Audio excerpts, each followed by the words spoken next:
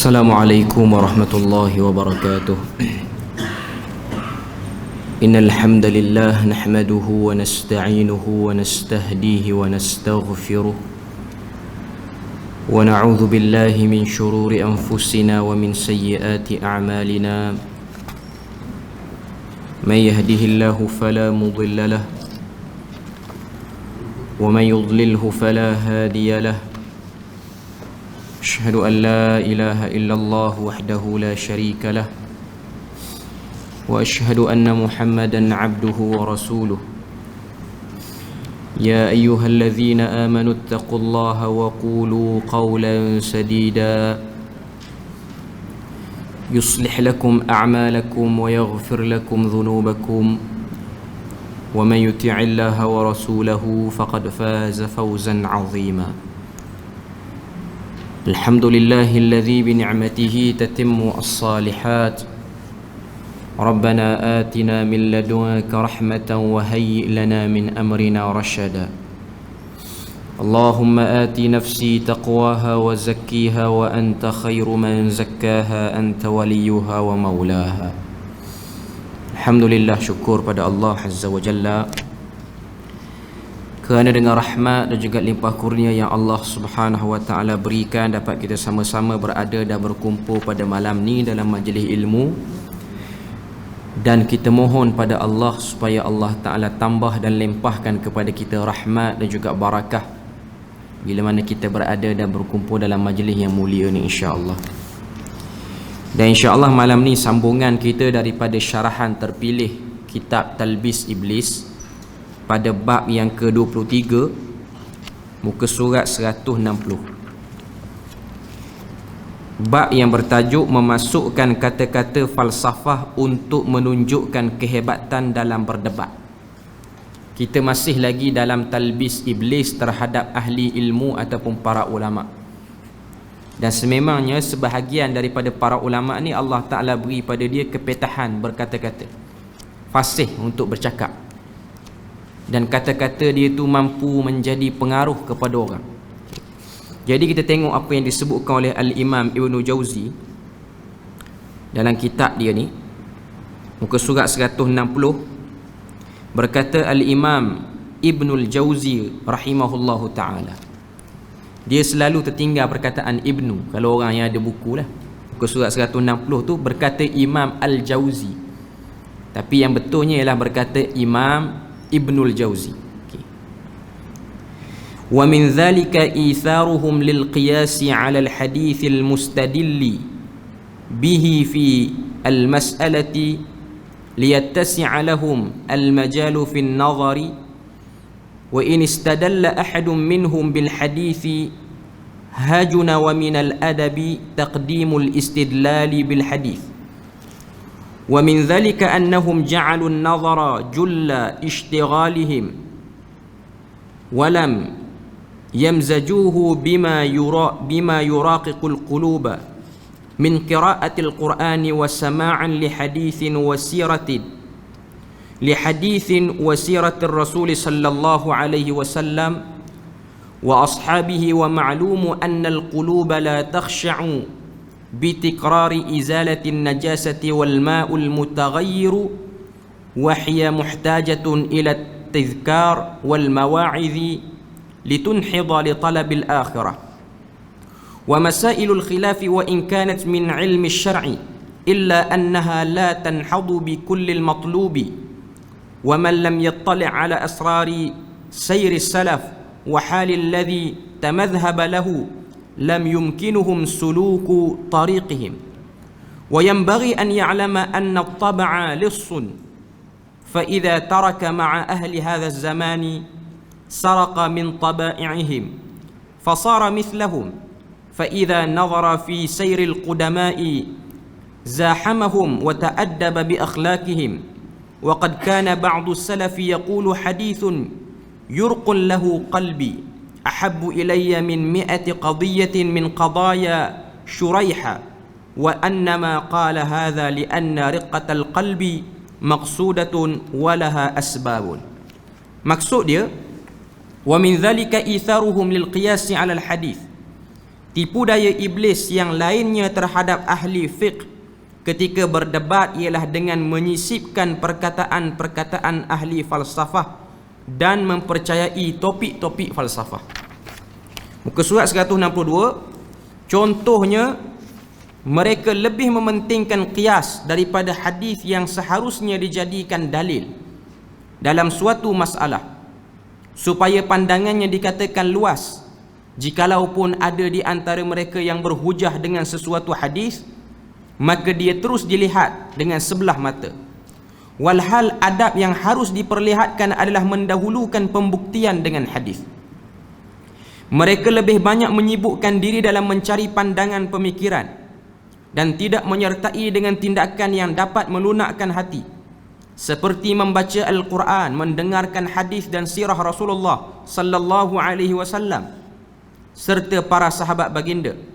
Sebagaimana yang sudah dimaklumi, hati itu tidak akan dapat khusyuk hanya dengan sering membersih najis, sementara air pun dapat berubah. Yang diperlukan hati adalah nasihat dan zikir supaya ia dapat bangkit untuk mencari akhirat. Masalah-masalah khilafiyah sekalipun termasuk dalam ilmu syarak tidak mampu membangkitkan segala sesuatu yang dicari. Sesiapa yang tidak menelaah rahsia-rahsia kehidupan orang-orang salaf yang seharusnya dijadikan mazhabnya, tentu tidak akan dapat mengikuti jejak mereka. Yang perlu dikhawatiri bahawa tabiat itu serupa dengan pencuri. Jikalau ia hidup bersama orang-orang yang hidup pada zaman sekarang, maka ia akan mencuri tabiat mereka, lalu menjadikannya serupa dengan mereka. Tetapi jikalau ia menelaah kehidupan orang-orang terdahulu, maka ia akan mengikuti akhlak mereka. Seorang salafus salih pernah berkata, jikalau kamu boleh membawa kepadaku satu perbincangan yang boleh melembutkan hati, itu lebih baik daripada hukuman-hukuman yang telah ditetapkan oleh Qadhi Shuraih. Dia berkata, seperti itu kerana hati yang lunak adalah tujuannya, yang tentunya ada sebab-sebab lain untuk itu. Bab yang ke-23 ni, dia nak sebut pada kita tentang apa?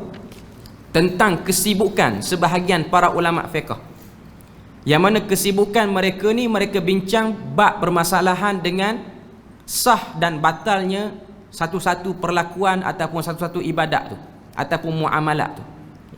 Jadi dengan sibuknya mereka duk cakap tentang benda-benda seperti ini, jadi mereka ni lebih suka bercakap sudut pandang bagi setiap perbuatan tanpa melihat asal perbuatan yang tepat, iaitu yang ada dalam hadis Nabi.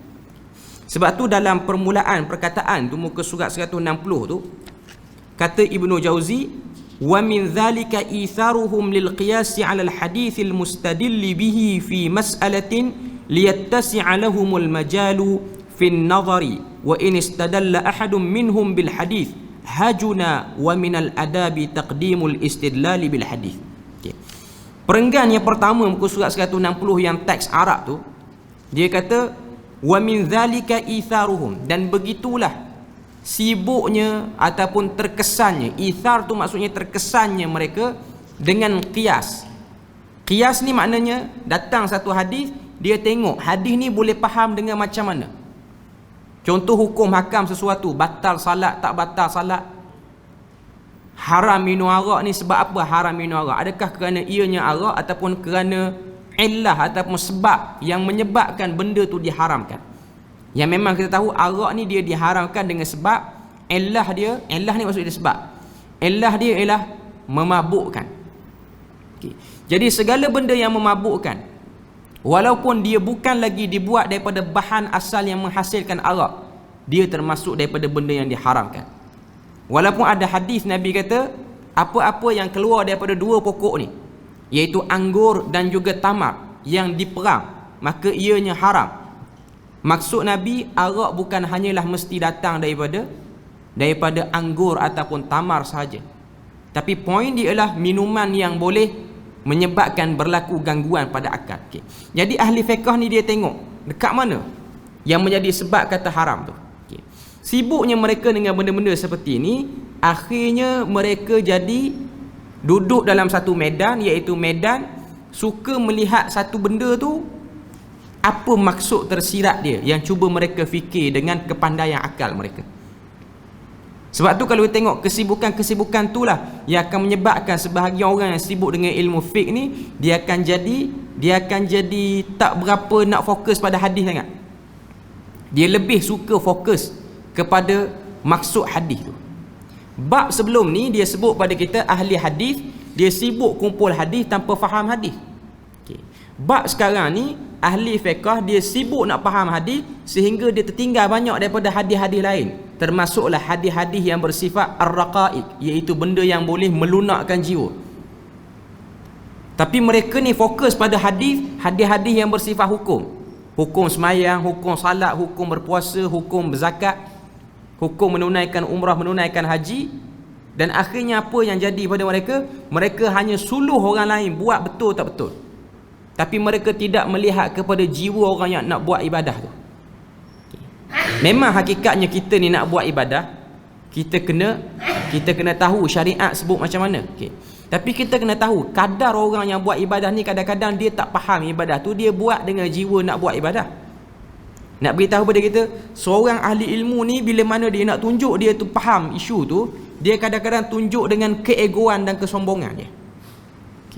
Dia tengok satu orang semayang tak betul, cara dia tegur tu bukan cara nak mendidik, tapi cara nak tunjuk aku pandai, aku paling faham dalam bab ni, kamu tak faham apa.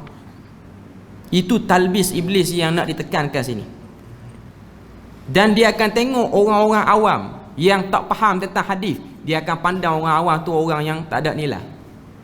Beza dengan kita ni, kita yang duk faham hadis, yang duk bercakap tentang tahqiq manat dalam ilmu usul fiqh, duk bercakap tentang benda-benda yang besar, qiyas, ijma', benda-benda macam ni, macam mana keluar qiyas, macam mana nak keluar pendapat ni. Ini semua benda-benda yang disebut dalam ilmu fiqh. Tengok orang awam hanya duk buat kelas baca Quran, dia kata oh lambat baca Quran. Kita dah sibuk nak faham dah isi Quran, dia baru nak faham, nak baca baru. Dia ada timbulkan kesombongan. Okay. Jadi nak sebut pada kita sini, bila mana datang satu orang awam, yang mungkin orang awam tu taklah sealim dia, cuma orang awam tu dia tegur, apa yang saya buat ni datang pada hadis Nabi, hadis tu sahih. Lalu dia ni yang faham fiqh ni, dia tak peduli pada hadis Nabi tu, dia hanya lihat walaupun dia ni ada hadis sahih, dia tak reti hadis tu. Akhirnya yang semakin menebal ialah kesombongan demi kesombongan. Dan orang yang macam ni, untuk dia tutup kejahilan dia ataupun tutup tidak tahunya dia terhadap hadis tu, dia akan cakap dengan bahasa yang kemah. Dia akan buatlah macam mana kaedah untuk nampakkan dia tu tak kalah dalam perdebatan ataupun dalam penghujahan tu. Okay. Jadi Imam Ibn Jauzi nak sebut pada kita, bila mana ahli fiqh ni dia sibuk dengan fiqh, datang orang bawa hadis, dia orang tak lihat dah hadis tu sebagai hadis yang merupakan kata-kata Nabi, tapi dia orang lihat ianya satu bahan mentah yang orang tu tak tahu nak buat apa daripada hadis tu. Okay. Dan menyebabkan datanglah perasaan nak meremehkan orang. Okay. Wa min dhalika annahum ja'alu an-nadhara julla ishtighalihim wa lam yamzajuhu ma yuraqqiqul quluba min qira'atil Quran. Lalu mereka pun sibuk dengan an-nadhar, mengkaji dan melihat, ishtighaluhum, sibuknya mereka dengan mengkaji dan melihat, walam yamzajuhu bima yuraqqiqul qulub, dan mereka ni tidak lagi berminat ataupun tak rasa nak sibukkan diri menyertai benda-benda yang boleh melunakkan hati. Sebab tu kita akan tengok sebahagian orang yang hebat dalam ilmu fiqh, tapi mereka dah mulai lemah dalam bab nak merahmati orang ataupun nak beradab dengan orang. Dia pandai ilmu fiqh tapi dia tulis status. Sebahagian orang kita tengok zaman kita ni lah, bagi contoh zaman kita, tulis status. Contoh ada orang buat ibadah tak betul, dia pun tulis status. Cara dia tulis status tu macam nak tunjuk orang yang buat tu terlalu bodoh dan dia yang tulis tu terlalu cerdik dalam bab tu.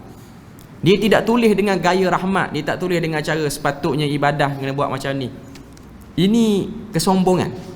Sebab tu kalau tengok apa saja benda yang boleh menghancurkan ahli ilmu ni, yang paling besar sekali ialah Allah Ta'ala naikkan pangkat dia, dan Allah Ta'ala naikkan sekali ujian kesombongan pada dia.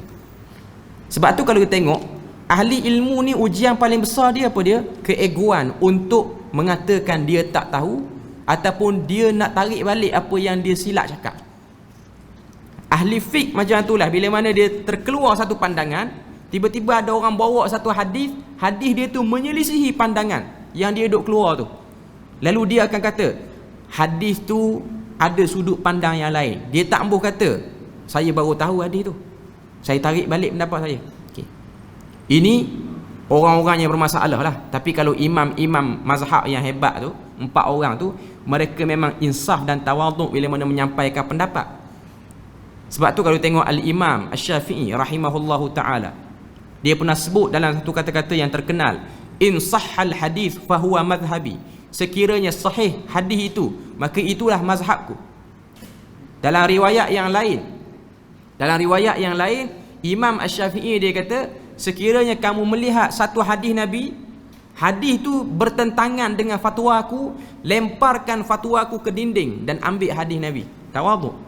Bukan dia sajalah, Imam Abu Hanifah pun sebut benda sama, Imam Malik pun sebut benda sama, Imam Syafi'i dan juga Imam Ahmad bin Hanbal. 4 orang ni tawaduk. Dia bukan ahli fiqh yang orang kata apa, melaut dalam benda-benda yang bersifat perbincangan, lepas tu tak peduli dan remehkan orang. Macam kita sebut tadilah, ujian bagi ahli ilmu ni bila mana Allah Ta'ala angkat darjat dia. Memang hakikat orang yang ada ilmu pengetahuan ni Allah Ta'ala akan angkat darjat. Allah Ta'ala sebut dalam Quran, yarfa'illahu alladhina amanu minkum wa utul ilma darajat. Allah Subhanahu wa Ta'ala akan angkat orang-orang yang beriman dan juga orang yang ada ilmu dengan beberapa darjat. Nak tunjuk pada kita darjat orang yang ada pengetahuan ilmu ni Allah Ta'ala angkat. Dan angkat sekali dengan kemegahan dan kebesaran diri. Bila mana satu orang tu semakin hari dia semakin terkenal, semakin hari dia semakin terkenal, maka akan diujilah dia pada waktu tu dalam bab kesombongan dia. Sebab kita kena tahu orang yang ada ilmu, khususnya orang yang ada ilmu agama ni, masyarakat lebih suka menghormati golongan ni.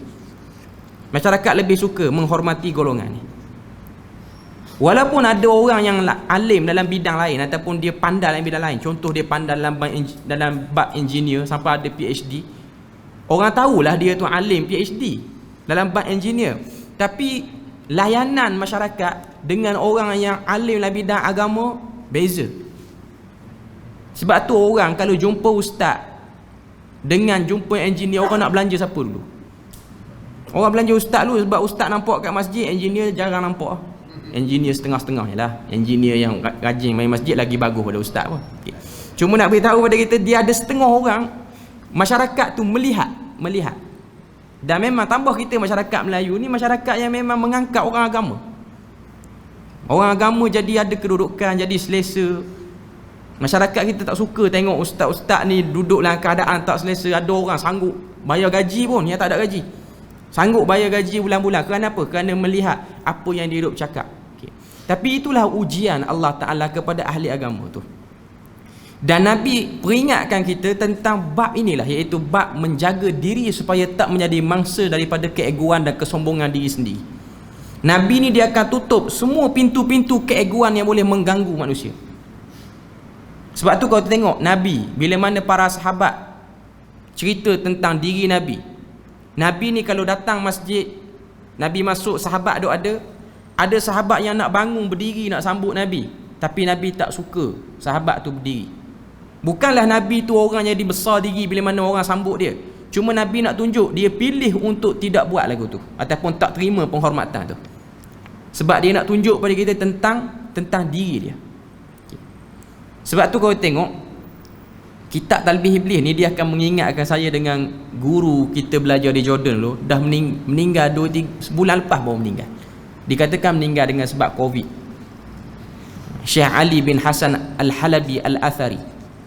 Dia yang ringkaskan kitab Talbis Iblis daripada yang besar tu, yang berjilid-jilid tu, yang Ibnu Jauzi tulis tu.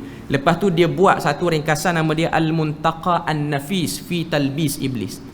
Yang ni yang Indonesia terjemah yang tebal tu, yang warna hitam tu, pustaka Imam Syafi'i tu. Cuma yang kita ni bukan yang Syekh Ali Halabi. Okay. Syekh Ali Halabi ni saya pernah zaman belajar di Jordan tu, kita kerap lah ikut kuliah dia di masjid. Kita pernah belajar beberapa risalah juga dengan dia. Okay. Bila mana dia datang ke Malaysia, dia pernah datang Malaysia, beberapa negeri jugalah, sampai Pulau Pinang pun dia mari. Okay. Bila mana sampai bab orang nak baca dia punya biodata, ada orang tanya dia tentang dia ni belajar macam mana. Sebab dia ni murid senior kepada Nasiruddin Al-Albani, paling dekat dengan Nasiruddin Al-Albani. Banyaklah dalam kitab Nasiruddin Al-Albani ni sebut nama dia, Abul Harith. Kalau dalam rakaman audio Syekh Al-Albani ni yang masih ada dalam YouTube tu, ataupun yang ada dalam kaset orang-orang yang simpan dululah, okey, setiap kali dia mengajar, dia akan tanya Abul Harith, iaitu Syekh Ali ni, apa pandangan kamu terhadap hadis ni. Rapaklah dia tu, okey, walaupun adalah sedikit orang kata apa, ada masalah sikit tu biasa, perselisihan kecil, okey. Cuma nak sebut pada kita, saya pernah tengoklah ketika dia datang ke Malaysia ni, orang tanya soalan, Syekh boleh cerita tak apa yang kamu dapat dengan Syekh Nasiruddin Al-Albani, cerita sikit. Dia kata, aku tak akan cerita sebab aku tak rasa aku selamat dengan cerita tu. Lepas tu orang tanya macam mana kami nak kenal. Tak apa, tak kenal pun tak apa. Sebab dia tahu cerita tentang diri dia tak boleh jaga, tak boleh beri jaminan syaitan akan diam. Syaitan pasti akan masukkanlah diri dia rasa hebat. Aku anak murid senior, aku pula syekh, aku pula dah buat banyak tahqiq kitab ni. Jadi dia pilih untuk tak cerita. Banyaklah, bukan dia seorang, ramai lagi ulama yang lain. Cuma bila baca Talbih Iblis ni jadi duk teringat ke dia, sebab dia ada jasa juga pada kitab Talbih Iblis ni. Okay.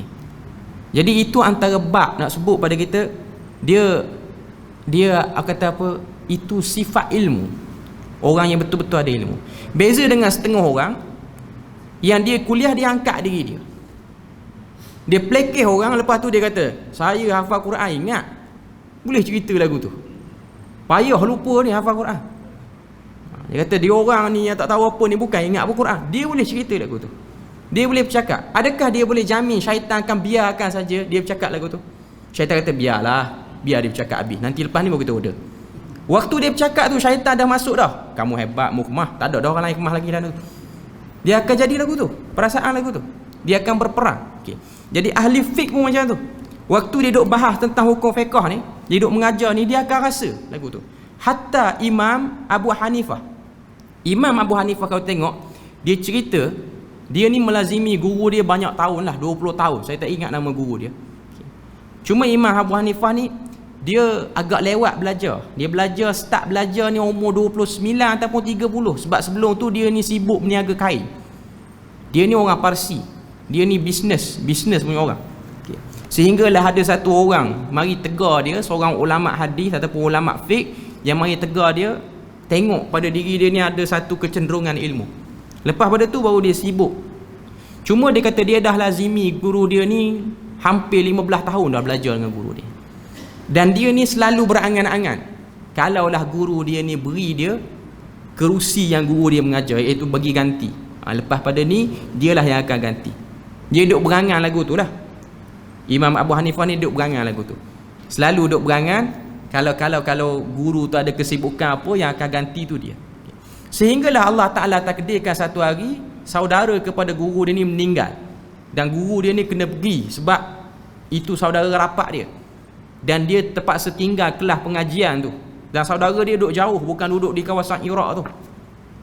Riwayat sebut tok guru dia pergi hampir 2 bulan, dan sebelum dia berangkat pergi tu, dia beritahu pada anak-anak murid yang lain, yang akan ganti tempat aku ni ialah Abu Hanifah bin Nu'man, dia akan ganti.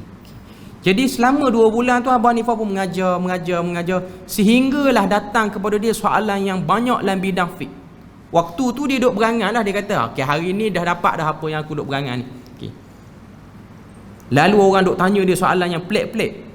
Dia rasa macam dia lama belajar dengan guru dia ni, dia macam boleh jawab lah soalan tu. Hampir 60 ataupun 80 soalan. 2 bulan lepas tu baru guru dia balik, dan guru dia tanya, selama 2 bulan ni apa orang tanya ataupun apa yang kamu ajar? Dia kata aku ajar sekian, dan ada orang tanya aku soalan, dan ni himpunan soalan. Tok guru dia tanya, aku nak dengar kamu jawab apa soalan ni. Dia pun beritahu, soalan ni aku jawab macam ni, soalan ni aku jawab macam ni. Daripada 80 soalan, kata Imam Abu Hanifah, hampir 40 aku jawab salah. 40 jawab salah. Maknanya tak sampai separuh yang betul. Waktu tu aku jadi menyesal dulu pernah ada berangan lagu tu. Lepas daripada aku kena lagu tu, aku batalkan niat nak jadi kepala syekh ni, nak jadi tok guru ni. Dan aku lazimi pula untuk belasan tahun lagi. Kena uji baru tahu, duduk di tempat tu baru tahu. Okay. Jadi nak sebut pada kita, ini bab-bab kesombongan yang perlu dijaga. Sebab tu Nabi ni dia tutup pintu kesombongan. Sebab tu ada hadis Nabi larang. Bukan Nabi larang, Nabi macam tak suka kalau orang hidangkan makanan pada Nabi, orang letak meja depan Nabi. Letak meja, lepas tu Nabi akan makan guna meja tu. Nabi tak suka. Bahkan hadis tu Nabi kata, tidak makan orang menggunakan meja melainkan orang tu sombong. Kita dengar hadis ni, kita pun semacam rasa macam banyak meja makan kat rumah. Parok dah aku, sombong banyak. Okay. Dia kena tengok konteks hadis tu. Zaman tu semua orang yang lawan Islam ni semua ada duit beli meja. Okay. Zaman tu orang yang pakai kain bawah pada buku lali sampai bercelerek, lepas tu makan atas meja, orang kaya. Kaya pula jenis sombong, sombong pula jenis lawan Islam. Okay. Jadi kata para ulama, hadis tu dia melihat kepada konteks zaman tu. Zaman kita ni orang yang makan guna meja dia bukan orang sombong. Orang miskin pun makan guna meja. Okay. Mana itu biasa.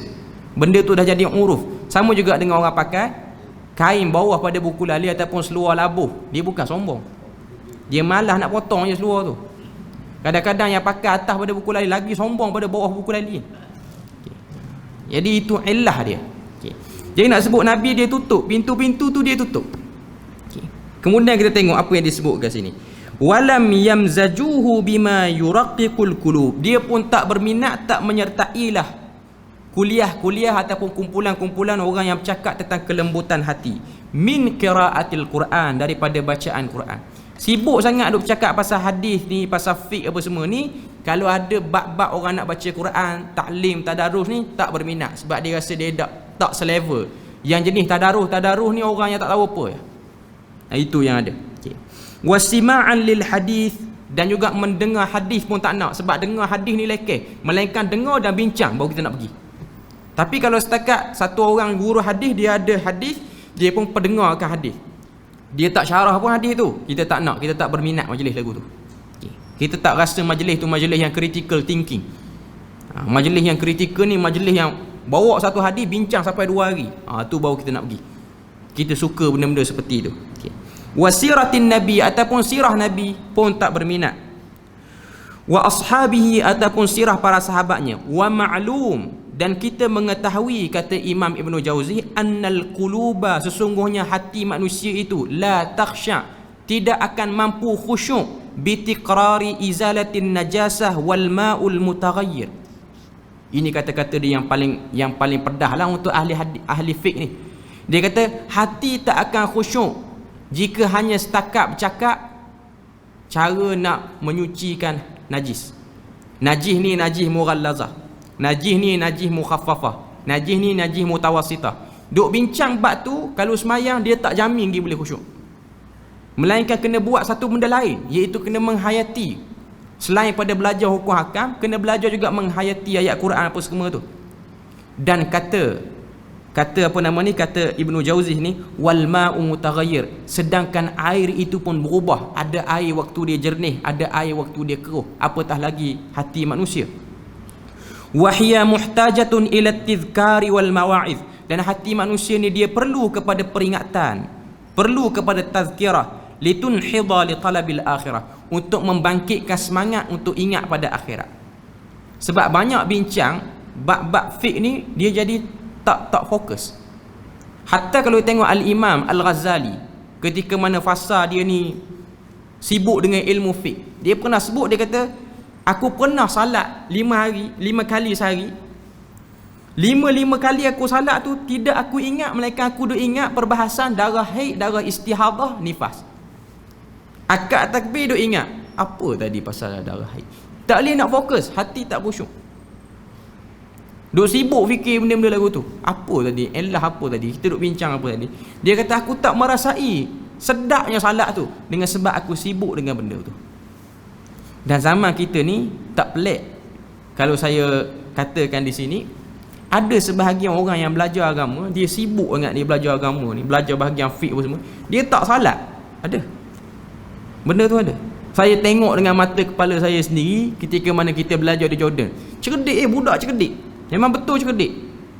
Exam ni for flat, tajaan kerajaan untuk program yang besar, program melahirkan ulama. Kita duduk sekali dengan dia, tak salah. Periksa memang exam tinggi, tak salah. Sibuk sangat, tak salah. Sebab saya bukan nak perhati sangat orang, tapi kita perasan selalu tidak turun solat. Bukan setakat solat fardu, solat Jumaat pun sebulan 4 kali tu, pukul 12.30 je dia dah landing atas sofa dah. Tanya nak pergi solat Jumaat, pergi dulu. Balik dia dah ada dalam rumah, takkan dia awal. Tapi ajak pergi makan kedai, cepat. Itu masalah dia. Cuma saya nak kata, itu moga Allah Ta'ala ampun dan bimbinglah dia. Cuma saya nak kata, dia ada orang lagu tu, kita jumpa, dan memang benda tu realiti, dan memang berlaku.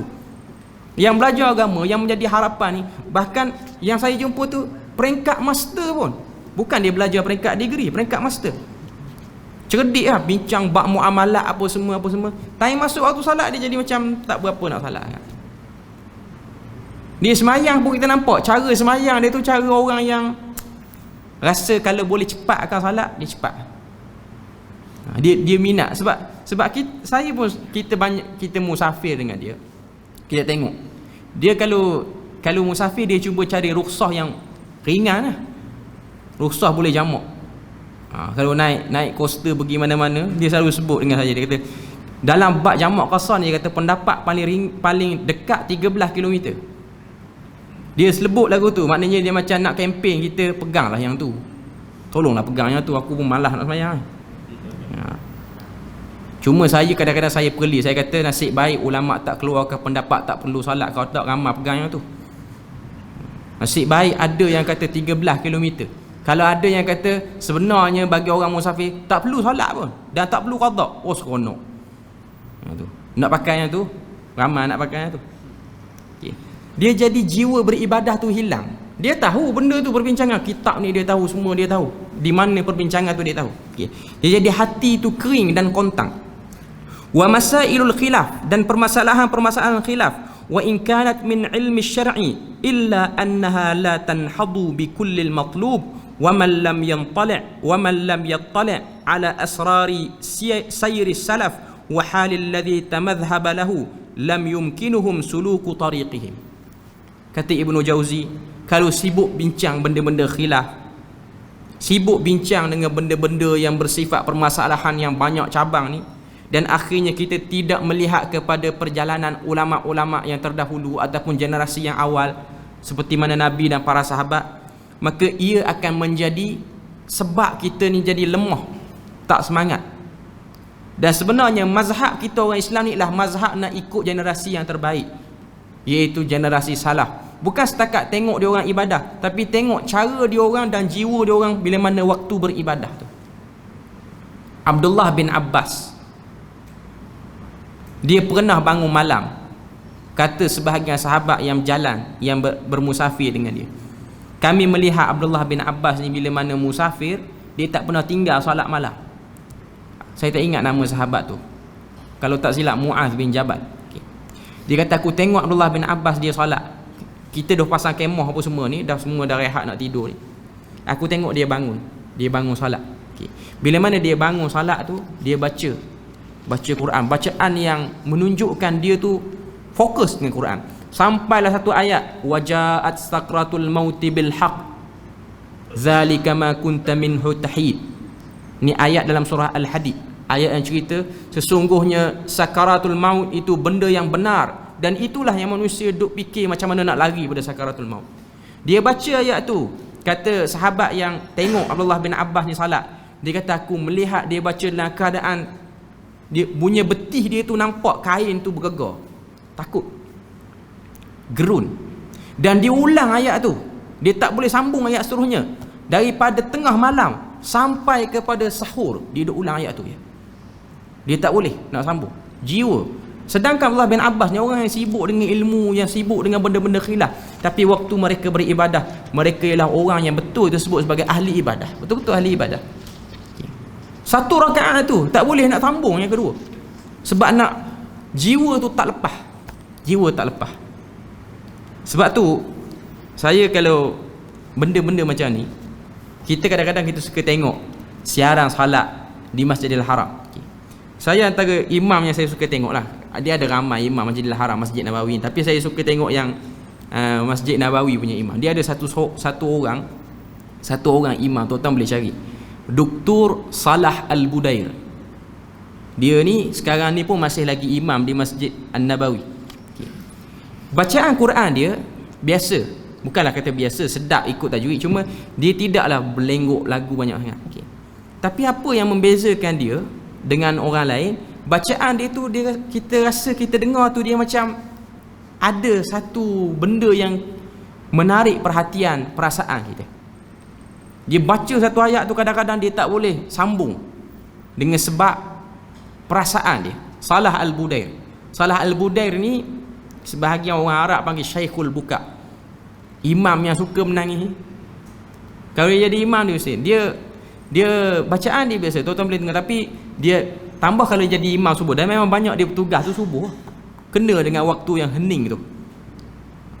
Dia baca ayat-ayat tentang pertelagahan antara Ibrahim dengan ayah dia.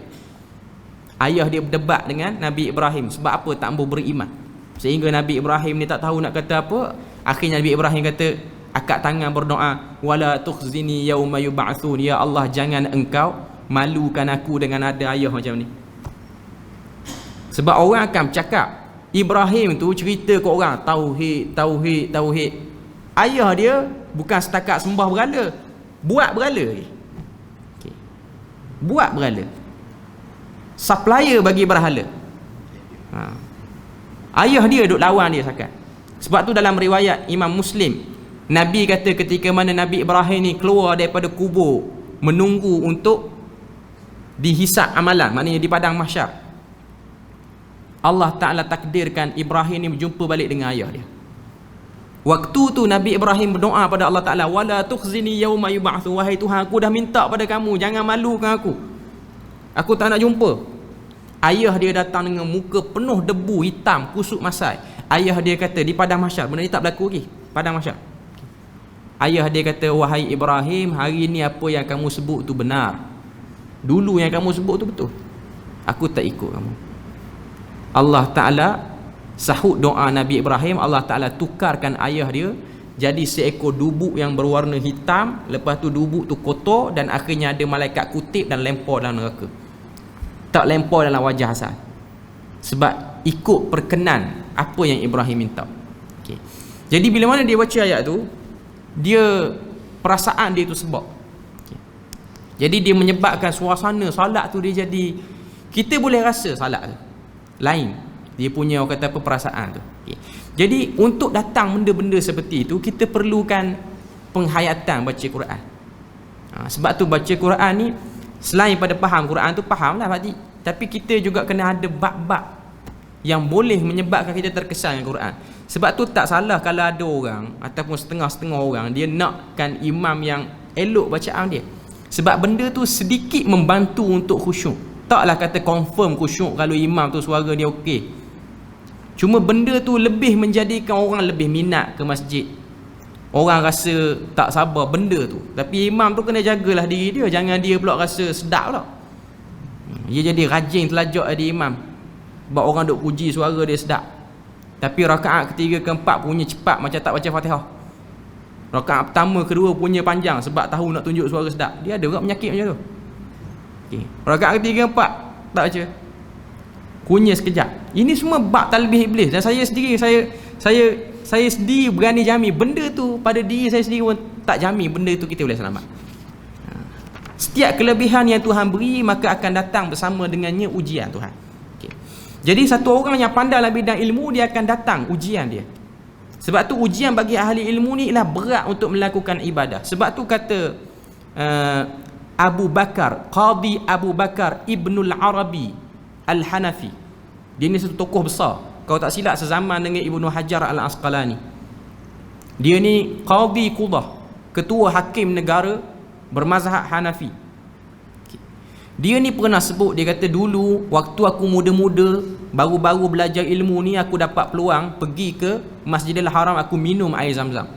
Waktu aku minum tu aku niat pada Allah Ta'ala, aku doa dengan ikhlas hati, ya Allah berikanlah aku kefahaman dalam agama dengan sefaham-fahamnya. Lepas 40 tahun tu aku lihat, aku dapat apa yang aku minta. Cuma aku rasa menyesal sebab waktu aku minum tu aku terlupa nak tambah sikit apa yang aku niatkan tu, dan ringankanlah badanku untuk beramal dengan ilmu yang aku faham tu. Dia kata hari ni aku jadi orang yang faham, tapi aku nak beramal ni lambat sikit pada orang. Berbeza dengan orang-orang lain yang kurang faham pada aku, tapi bila mana ada amalan sunat dia minat nak buat. Okay. Apa lagi yang dia sebut sini? Wa yanbaghi an ya'lama anna at-tab'a lissun fa idza taraka ma'a ahli zamani ma'a ahli hadha zamani saraqa min taba'i'ihim fa sara mithlahum fa idza nadhara fi siyaril qudama'i زاحمهم وتأدب بأخلاقهم وقد كان بعض السلف يقول حديث يرق له قلبي أحب إلي من 100 قضية من قضايا شريح.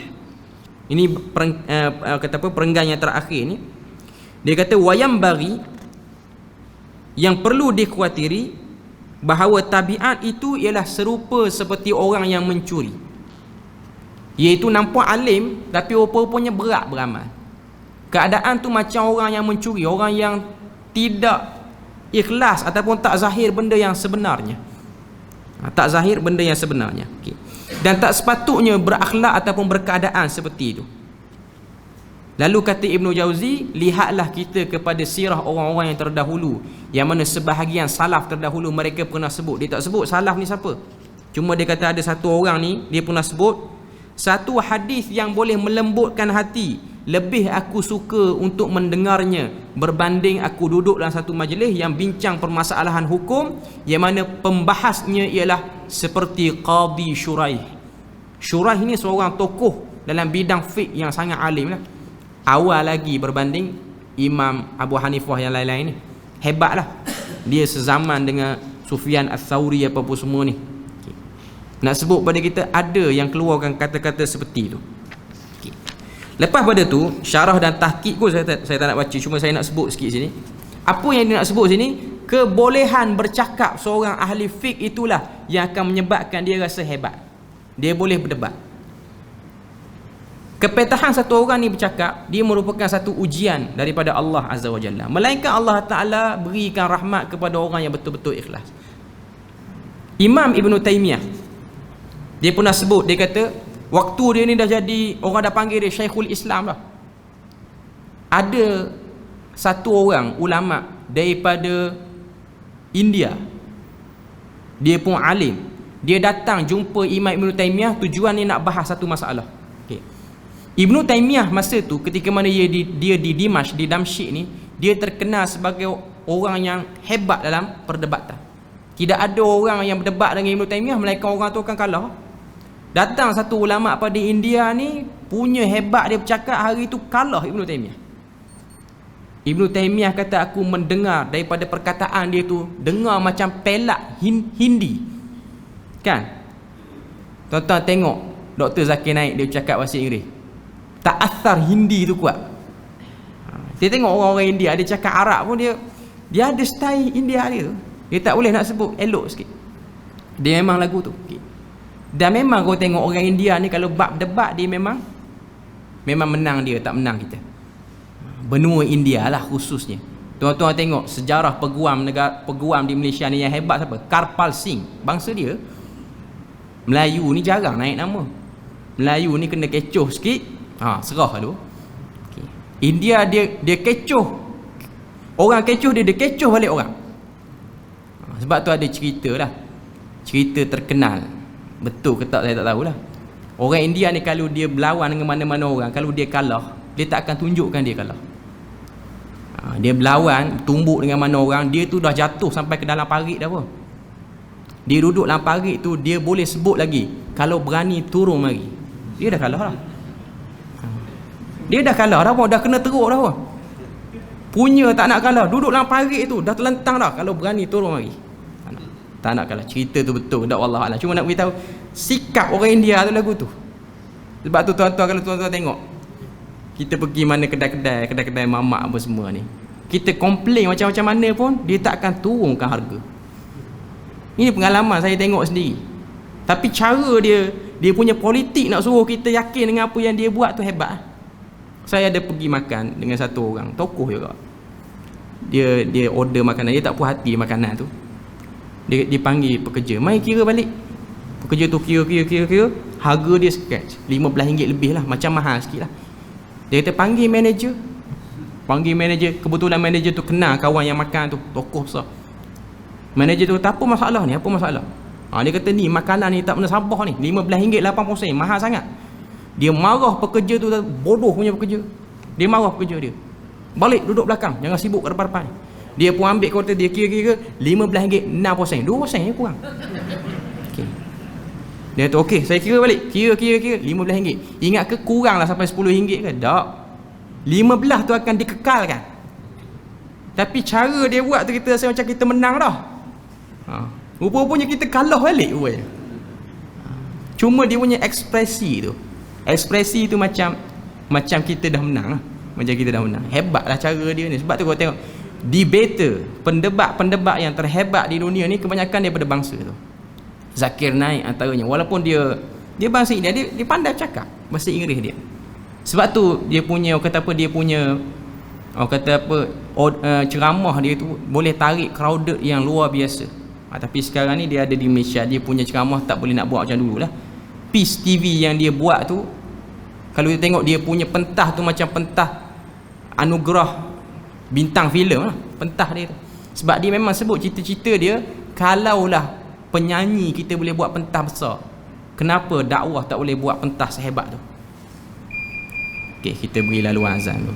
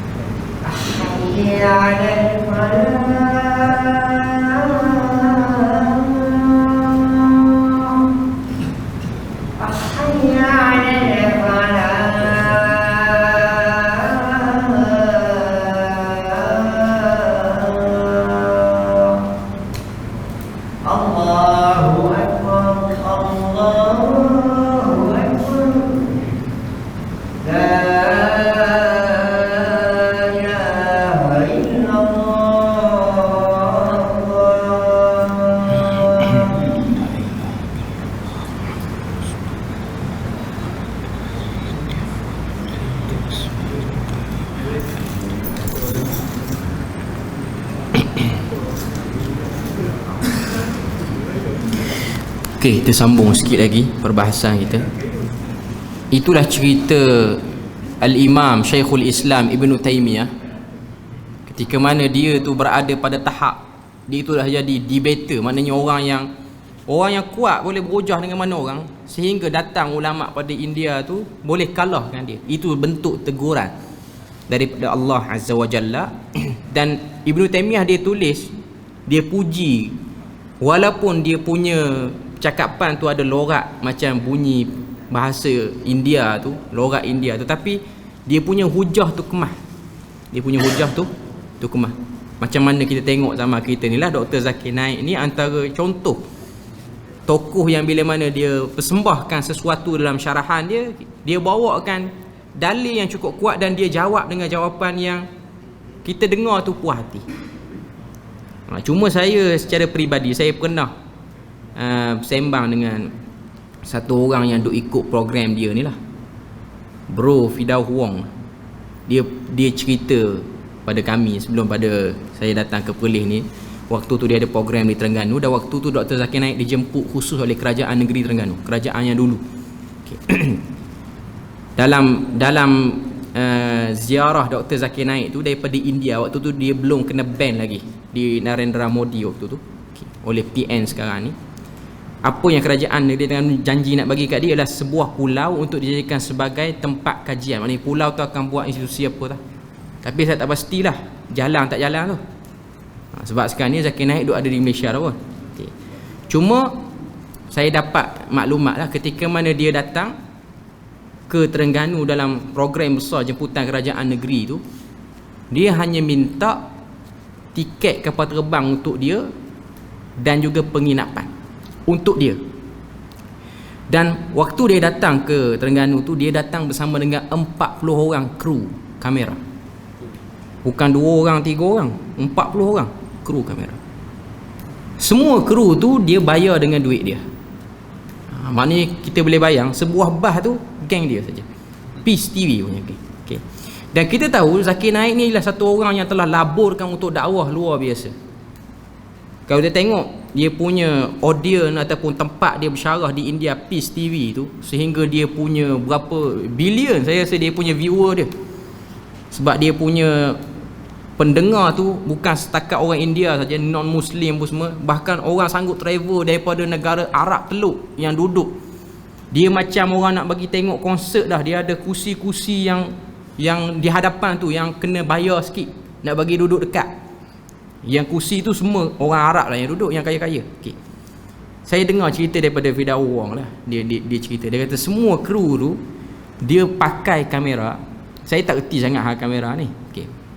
Cuma yang saya tengok yang duk buat live kita ni, PMT ke Suara Sunnah ni, kamera dah okey dah, gambar pun dah clear. Okay. Tapi dia kata, Fidaw Wong kata yang apa nama ni Zakir Naik guna ni, dia punya jenis tu 8K bukan 4K. 8K ni dia punya lens tu satu mencecah ratus ribu lah, boleh pergi 500,000 juta lens dia sahaja untuk satu kamera. Tuan-tuan boleh bayang 40 orang kru, kalau satu seorang berapa. Dan itu duit yang dia laburkan untuk dakwah. Dan Zakir Naik ni dia tu daripada keturunan orang kaya lah. Ayah dia tu orang terkenal, ayah dia tu ada hospital orang kaya.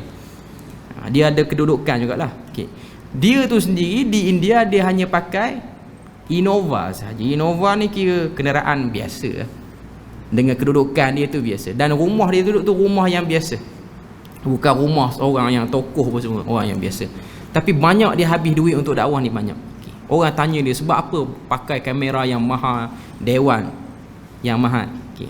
Dia kata supaya video-video kuliah dia ni, kalau andai kata dia dah meninggal dunia nanti, video tu akan dikompres balik sehingga jadi audio. Jadi dia nak buat benda yang paling berkualiti. Dia tak nak benda yang tak boleh guna apa ni, tape recorder letak atas meja, tak nak. Yang ni 2 kali masuk dalam komputer, delete, hilang habis. Okay. Dia nak benda yang bersifat kekal. Sebab dia nak jadikan benda tu hujah di hadapan Allah Azza wa Jalla. Okay. Jadi kita boleh tengok dia punya kesungguhan luar biasa. Saya dengar cerita Fidaw Wong yang ikut program dia sebelum pada dia kena ban di India. Setiap tahun dia akan buat IDTP, Interactive Dakwah Training Program. IDTP. Yang ni semua orang daripada mana-mana tempat boleh join. Kena bayar lah sikit bayaran. Dan dia akan bimbing orang tu untuk faham agama, perbandingan agama, Kristian, Hindu semua. Okay. Dan jadual dia sangat pack. Luar biasa. Start pukul 8 pagi, dia akan habis pukul jadual. Dalam jadual dia akan habis pukul 12 malam. Tapi kata Fidah Wong, selama 2 minggu yang dia join tu, jarang habis pukul 12, melainkan habis pukul 3 ataupun 4 pagi. Dan dia akan start balik pukul 8 pagi. Tak ada esok kita start lewat sikit, semalam kita habis lewat. Tak ada.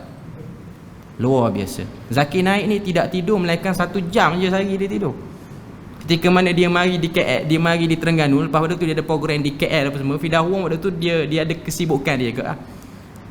Waktu tu dia kata Zakir Naik call dia, mana kamu, saya nak jumpa kamu. Dia kata doktor saya sibuk hari ni. Zakir Naik dia kata, kamu fikir kamu seorang je sibuk ke? Aku tak sibuk. Dia kata dia sibuk. Dia kata mari bincang, ada nak bincang sesuatu. Maknanya malam tu dia program di Kelantan, program yang besar Kelantan buat, kerajaan Kelantan buat. Lepas tu dia ada program di Melaka. Malam tu dia meeting apa adalah meeting program dia, tapi luar biasa.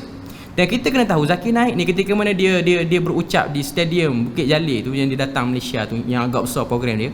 Dia berucap program tu bermula pukul 8, habis dekat pukul 1 pagi kalau saya tak silap lah. Lama program tu. Okey. Dan kata Fidah Wong, waktu dia bercakap tu, dia tahan kencing dia. Dia ada penyakit tak boleh tahan kencing. Okay. Tapi kerana nak jawab soalan-soalan orang, dia tahan benda tu. Saya kata benda ni bukan benda buat-buat lah. Benda yang jiwa betul-betul orang yang nak ikhlas. Ketika dia mari ke Terengganu, berapa orang student maritim, student yang ambil bahagian oil and gas ni yang masuk Islam daripada Filipina ada. Jawapan-jawapan tu saya selalu duk fikir, ustaz di Kemaman bukan main ramah tak boleh jawab soalan. Kena tunggu kawan tu juga mari. Okay. Nasib baik mari, kalau tak mari kafir lagi kawan tu. Okay. Nak sebut pada kita bahawasanya jasa yang besar. Dan setiap kali ceramah dia ni terpaksa buka lebih kurang 30-40 meja untuk menerima kemasukan non-Muslim dalam Islam ni. Di India lah, di Malaysia tu taklah seramai tu, cuma di India habis dia punya berucap Peace TV tu kena buka lebih kurang 40 channel saluran ni untuk terima kemasukan Islam. Allah Ta'ala beri pahala banyak pada dia. Mana saya selalu duk fikir, saya bercakap dengan Fidah Wong, saya kata kalau mati Zakir Naik ni Tuhan pakai gi gitu lah kot. Zakir Naik okey gi lah syurga Tuhan. Dah cakap banyak okey. Sebab benda tu kalau dia buat dengan tak ikhlas, dia tak akan kekal nama dia. Kita doakanlah. Adalah benda yang dia tak setuju apa semua tu benda biasa. Cuma saya nak sebut sini orang yang betul-betul buat kerja atas agama, betul-betul buat kerja atas agama, sehingga dia tidak ambil kemewahan untuk diri dia, melainkan dia buat kemewahan tu untuk dakwah semata-mata. Saya dengar dia bayar tiket kapal terbang untuk kru dia tu. Kita tahu dia orang yang ada duit banyak, tapi duit tu dia uruskan untuk dakwah semuanya. Hatta dia pun tak mewahkan sangat dia punya family dia kerana dakwah. Ni tak semua orang mampu dapat macam tu. Sebab tu dia dapat anugerah daripada kerajaan Saudi tu. Jadi padan lah. Maknanya kalau nak bagi tu padan. Kalau orang yang tak setuju dengan dia tu tak dapat dielakkan lah. Okay. Cuma lepas daripada PM India yang sekarang ni, Narendra Modi, dia menang, dia gunakan kuasa dia dan dia block Peace TV dan dia kecam lah Zakir Naik sehingga kawan tu dapat suaka politik pada kerajaan Malaysia sekarang ni. Jadi dia memang duduk sini lah, duduk di Malaysia tapi duduk di KL ke Putrajaya kawasan tu. Okay. Cuma nak beritahu pada kita, orang yang ada ilmu, yang betul-betul faham ilmu, dia akan dapat jaga diri dia. Okay. Tapi kalau orang yang terkena fitnah, dia agak suka macam yang disebut oleh Ibnu Jauzi ni. Jadi kita mohon Allah Ta'ala supaya Allah Ta'ala jaga kita tak kena penyakit lagu tu. Setakat tu saja perbahasan kita pada malam ni. Kita akan sambung balik minggu depan bab yang ke-24, penyakit ulama suka menang apabila berdebat. Subhanakallahumma wa bihamdik, asyhadu an la ilaha illa anta wa astaghfiruka wa atubu ilaik. Wassalamualaikum warahmatullahi wabarakatuh.